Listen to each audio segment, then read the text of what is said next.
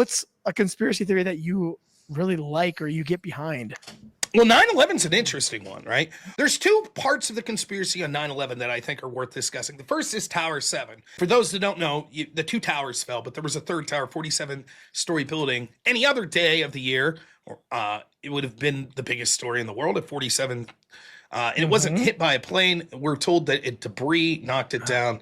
But the question surrounding it took years and years for the NIST NIST to release this study.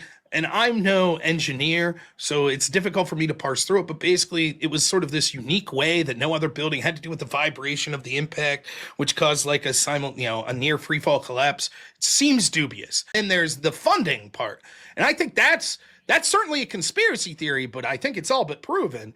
Even the 9/11 Commission report, they started, we all know famously that we went into Afghanistan to get bin Laden because he was the ringleader, but who financed him? And it seemed that the money was coming from Saudi Arabia.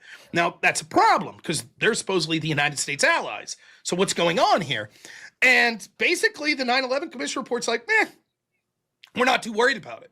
That's unforgivable. How can that be? And it's almost like, well, we kind of know where the answer will be, so we don't want to look into it because once we know and the people know. And so the problem I always had with 9/11 was this. If you asked questions about it, they just wanted to bite your head off. And so how in the world did we have two towers get hit and then still a plane, then we had a third plane land in Shanksville, Pennsylvania here, and then the most secure building in the world, at least top three, ought to be the Pentagon. How did they get to it? How did we not get planes in the air? Because if this would have been the Cold War and instead of a passenger plane, that would have been a Soviet military vehicle with like a nuclear bomb, we're done.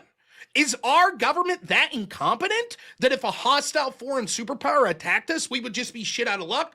And people were like, shut up. Don't you ask questions. You're un-American. And I'm like, no, wait a minute. I'm not even alleging a conspiracy.